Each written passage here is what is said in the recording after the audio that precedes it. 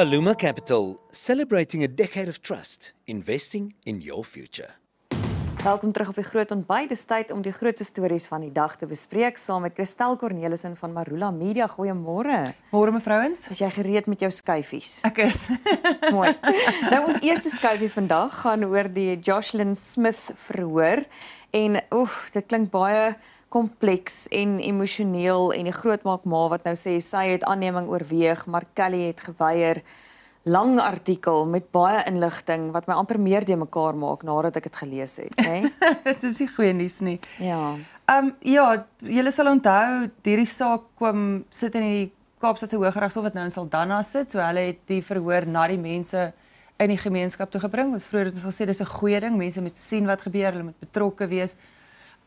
Mense vra altyd wat het dit met enige iemand te doen. Baie mense sê, jy weet, wat maak dit saak? Dit maak saak, jy weet, net omdat dit nie jou kind is of wat jy woon in 'n gemeenskap, jy's betrokke hierby. So dis regtig belangrik dat 'n mens sien die regstelsel werk en die regstelsel werk vir jou. Net omdat jy nie noodwendig 'n naam ergens op 'n klagstaat is of op 'n getuielys nie, beteken nie dat jy nie betrokke daarbey voel nie. Jy weet, 'n mens moet dit respekteer.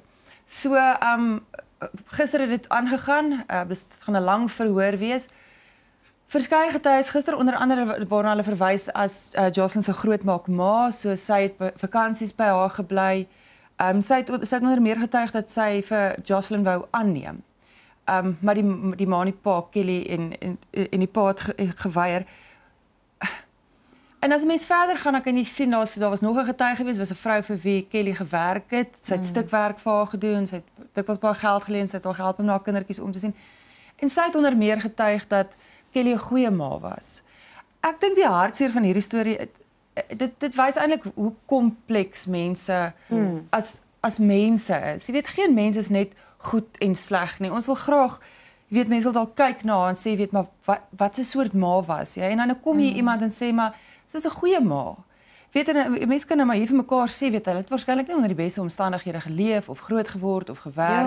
Ja. Dit is 'n gemeenskap waar daar noodwendig baie maatskaplike probleme is en dikwels doen mense die beste wat hulle kan onder geweldige moeilike omstandighede. Ja. Dat iets nou hier skeef geloop het is inderdaad so. Kyk, die staat voer aan, sy wou haar dogtertjie verkoop, dit is hoekom sy in die hof is, saam met haar mede-beskuldigdes.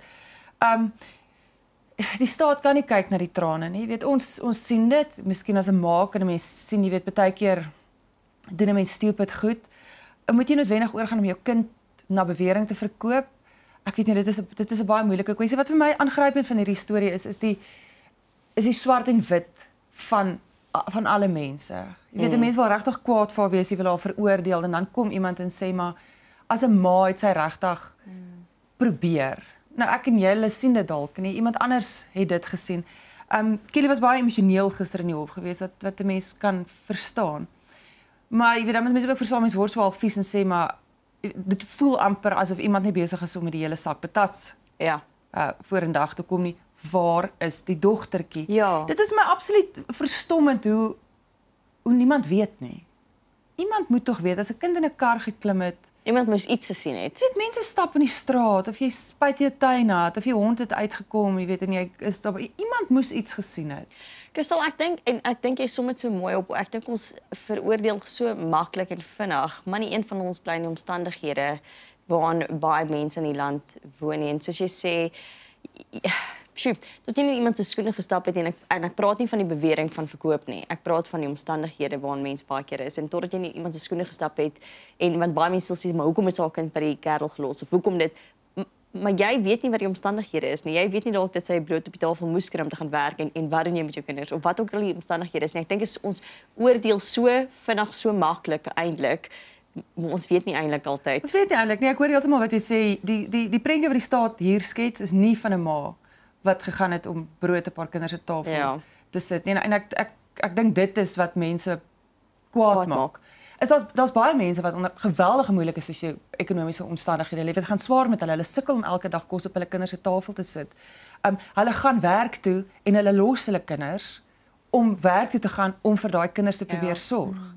En vir daai mense het ek geweldig baie respek. Ek weet dis nie almal wat aangekla word dat hulle kinders verkoop het nie. Ja, en ek dink ongelukkig ook in artikels jy weet sy het bestaan geloop by die werk om Tik te gaan koop. te gaan koop of iets te gaan koop en hulle het gaan rook of wat ook al so nie. Daar was oomblikke van waar is jou kinders, maar jy doen iets anders, jy is nie noodwendig by die werk nie. Ja. So, Maar dit is 'n baie komplekse situasie. Dit is. Dit lyk vir my asof hy nogals gaan sloer. Wat dink Ja, jy? kyk, hy het verlys vir lank. Ek dink dit is vir 'n maand op die rol gesit. So dit gaan uitmergelend wees vir almal betrokke. Ek weet nie of ons aan die einde daarvan daar gaan 'n bevinding wees of ons die antwoord gaan kry waarna ons eintlik almal soek, dink ek. Waar's Weet ek nie Jocelyn? of ons dit gaan kry nie. Waar is Jocelyn? Ja. hartseer. Joh. En dan van daai hof af na die begrotingsprobleme. Die regering het groot probleme. 24 uur and counting down. Wat dink jy gaan gebeur? Dis eintlik ongekende tye vir ons. Jy weet, van tevore was die begroting, dit was begrotingsdag, ons almal het gewag, die minister het begin praat, die inligting is daar buite. En toe 3 weke gelede het alles verander, ewe skielik. Weet ons was altyd gewoond daaraan. Weet wat se insette, WG insette. Die ANC het besluit dis hoe die begroting gaan lyk. Dit word in die parlement ter tafel gelê en boef Bob se ankel. Daar het ons 'n begroting. En skielik werk dinge anders. So dis vir ons anders. Ek dink dit was die ANC weer eens 'n wekroep. Julle regeer nie alleen nie. Hier gaan ander insette nodig wees. En mense het gesê tot hier toe en nie verder nie. Die groot ding was oor die 2% BTW verhoging wat mense 4 voet vasgeskop het en gesê daar is geen manier nie. Nou kan 'n mens sê dit is 'n manier om 'n gaping te vul, maar 'n mens moet ook kyk na ander voorstelle wat op die tafel gesit is. Ek dink nie ons gaan weer naby 'n 2% BTW verhoging kom nie. Daar is sprake van 'n halwe persentasiepunt. Daar sprake dat die DA sê nee, hulle gaan dit ook nie steun nie. Die ANC wat lyk my kan vir kleiner partye vra, jy weet, gaan julle ons help om die begroting deur te voer, want julle moet onthou, dis nie meer 'n meerderheid in die parlement. Een party het nie meer 'n meerderheid in die parlement. So die ANC byvoorbeeld van tevore kon sê hierdie is ons begroting en ons het genoeg stemme om dit deur te voer. Ons hoef niemand anders te vra daaroor nie. Dit werk nie meer so nie. Die laaste verkiesing het dit verander. So nou moet jy ander partye se steun kry vir jou wetgewing, in hierdie geval die begroting. Of hulle dit gaan kry, die kan ek nie vir julle sê nie. By wie hulle dit gaan kry, die kan ek ook nie vir julle sê nie. Maar hierdie is 'n belangrike proses dink ek in 'n regering van nasionale eenheid, nie 'n koalisie nie. Jy weet maar mense gaan moet saamstem oor goed en ons kan nie oor alles saamstem nie want verskillende politieke partye verteenwoordig verskillende belange. Dit is hoekom daar verskillende partye is. Dat ons op 'n moeilike plek is, dit is so. Jy weet ons kan gesels oor die Wêreldbank se verslag byvoorbeeld wat sê ons spandeer ons geld op verkeerde plekke. So ons kan BTW verhoog. Dit is so, ons gaan 60 miljard daarmee invorder. Maar al die meer kenners sê dit is nie waar ons probleem is nie. Ons het skuldvlakke wat besig is om onvolhoubaar te word. Ons kan eenvoudig nie meer so aangaan nie. Dan moet jy kyk na waar ons geld spandeer word. Weet hulle, ons praat van Prasa, ons praat van Eskom. Angie Motshekga se luxe motors. Ons praat van dit ook sommer. Ons sal by haar kom, ons sal nog by Angie kom. So wat hulle sê is ons het al hierdie geld en ons spandeer dit op plekke, maar ons het niks om daarvoor te wys nie. En ek dink dit is 'n baie groot deel van ons begrotingsprobleem. Dit voel vir my ons het nie 'n tekort aan geld in hierdie land nie. Ons het 'n bestuursprobleem. Wat Absoluut. word met daai geld gedoen? Waarheen word dit gekanaliseer? En wanneer dit daar beland, wat kan ons daarvoor wys? En daar's al hoe meer mense wat sê ons kan nie vreeslik baie hiervoor wys nie. As ons kyk Prasa, Eskom, weet hulle kan tussen 2 en 3 dink ek is die syfer wat genoem word tot die BBP bydra. Nou moet jy sê okay, maar 2 of 3 is nie baie nie, maar 2 of 3 is baie. Weet ons almal skop vas tussen 'n 2% BTW verhoging. Dan ewe skielik is 2% baie. 2% bydra tot die ekonomie is ongelooflik baie. Daar is so baie wat ons daarmee kan doen.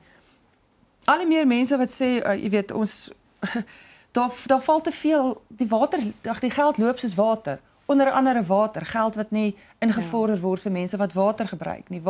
Ons mors met alles in hierdie land. En dan byvoorbeeld dan nou ook daai 18 biljoen rand se tenders wat uit is by Prasa wat net basies in die lug verdwyn het. Dit is verskriklik om te besef daai geld is gegee. Daar was iewers 'n goeie doel gewees om goederes op te gradeer en dit het in die grond ingesypel soos permis. Ek weet nie hoe sypel 'n permis nie, maar Not permis na 'n aand van 'n bietjie reën.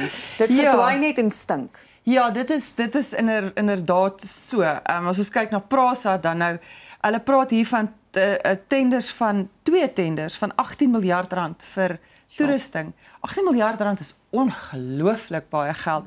Die tenders, Barbara Creecy wat die minister van vervoer is, sy het nou gesê daar moet 'n ondersoek gedoen word.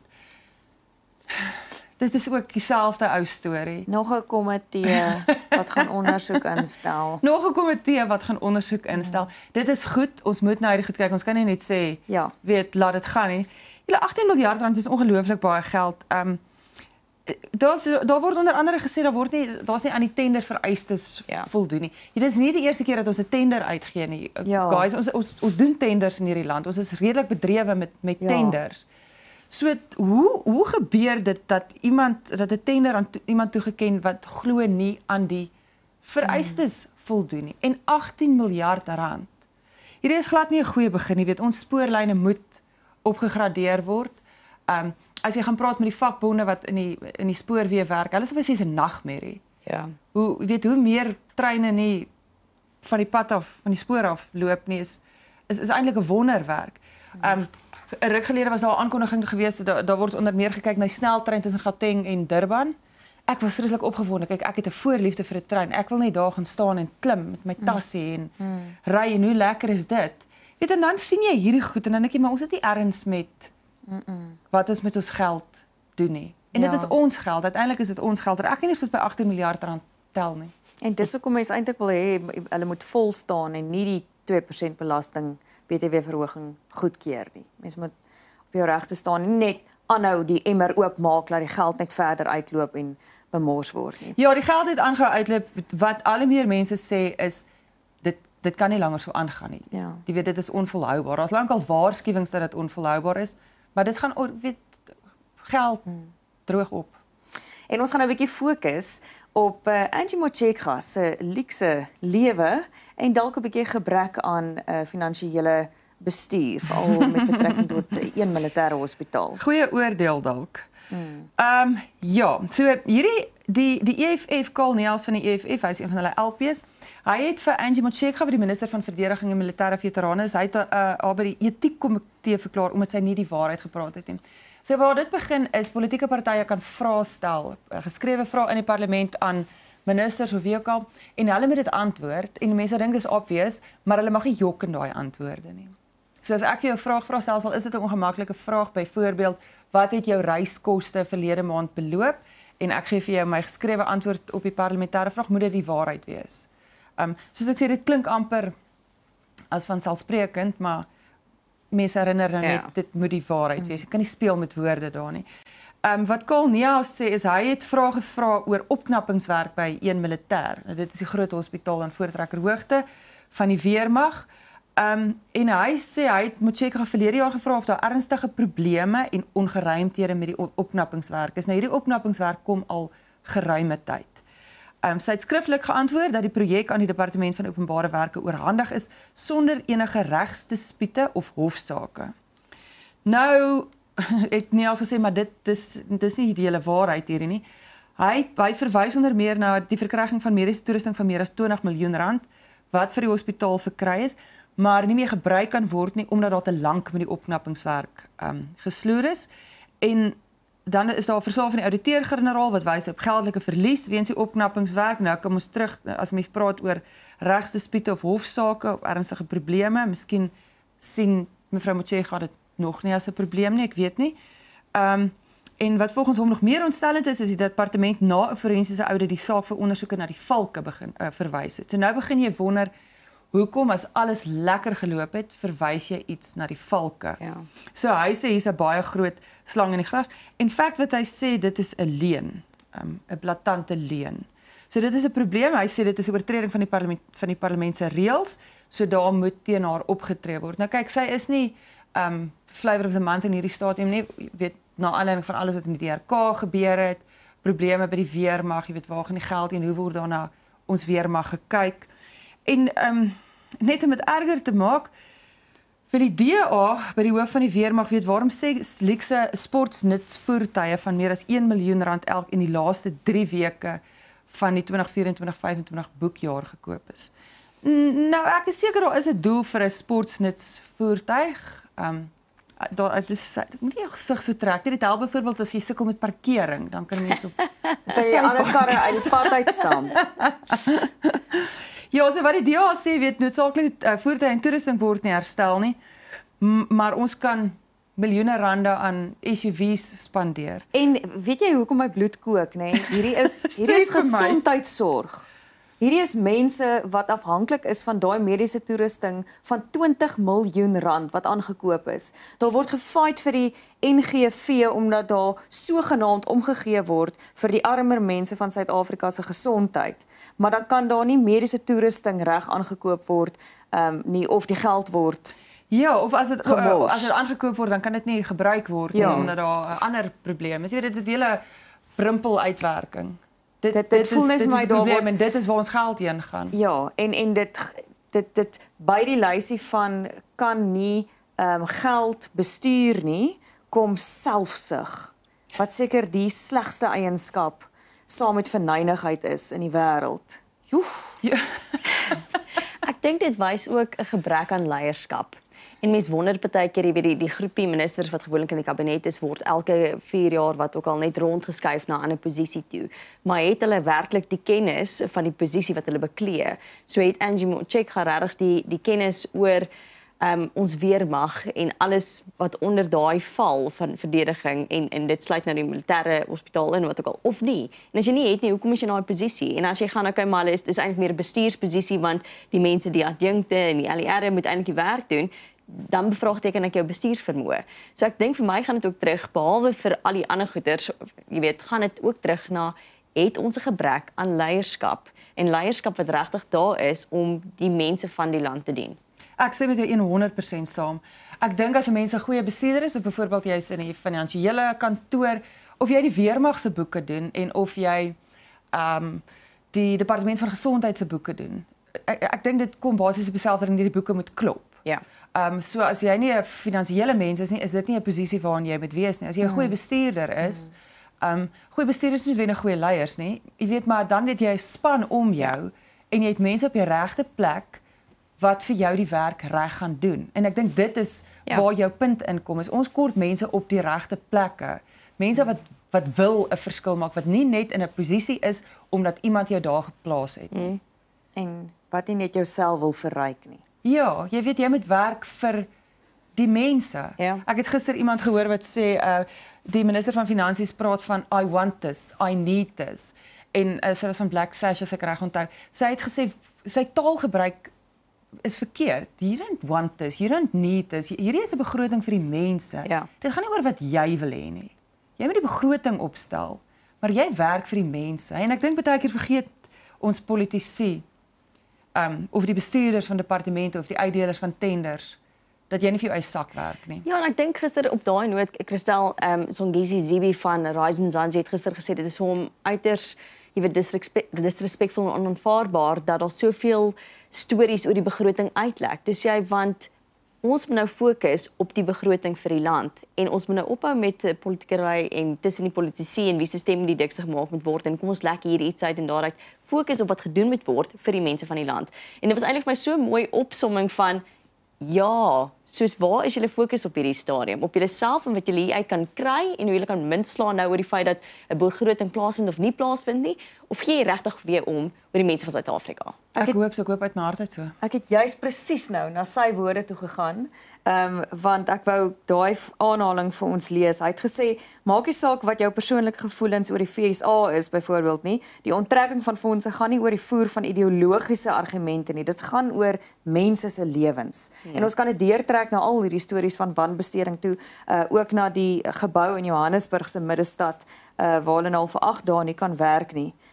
As gevolg van onveilige werksomstandighede, né? Ja, dis by die aktekantoor in Johannesburg. Dit is ongelooflik. Hierdie is weet jy, mense sê dit is onvolhoubaar. Ons kan nie aanhou bestuur soos ons bestuur word nie. En dan kyk jy hoe dit mense op voetsoolvlak raak. As jy byvoorbeeld 'n huis gekoop het, jy moet hom oordra, dan moet jy na die aktekantoor toe gaan. Dis mense wie se lewe dit is. Hulle maak 'n lewe om hierdie oordragte te doen. Nou is die kantoor, vroeër het hulle gesê die kantoor is nie gesluit nie. Hulle kan net nie dienste lewer tot verdere kennisgewing nie. Nou, jy weet nou daai is woordgimnastiek. Ja. Kom aan, jy kan nie werk nie. Ek kan nie werk nie, jy kan nie werk nie. Ons almal weet hier's niks is besig om te gebeur nie. So wat hulle waarsku is hulle kyk hoeveel aansoeke byvoorbeeld op 'n dag ingedien word normaalweg. Jy weet is die agterstand nou al naaste by 5000, dit moet seker nou al meer wees. Nou daar's 'n probleem met die gebou, die huisbakke byvoorbeeld is afgeskakel. Ek dink is 32 of 34 verdiepings so. Dis 'n probleem. Jy gaan of lekker fiks wees of jy gaan nie jou werk gedoen kry nie. Hierdie is iemand se werk. Ons het nou gepraat oor bestuurders. Dis iemand se werk om te kyk dat hierdie geboue werk soos dit moet. Jy weet dat departemente funksioneer soos dit moet. Een van die goed in die Wêreldbank verslag, ek dink dit was die Wêreldbank, wat gesê het die geboue wat die staat huur kos 'n ongelooflike hoeveelheid geld en dit is gewoonlik teen verhoogde waarde. Weet jy sien die staat, jy sien diepsakke, so ons gaan 'n paar nulle bysit. En nou het ons 'n situasie hier waar mense nie hulle werk gedoen kry nie omdat 'n gebou tot so 'n mate verval het. Sure. Wie se skuld is hierdie? Dis iemand se skuld.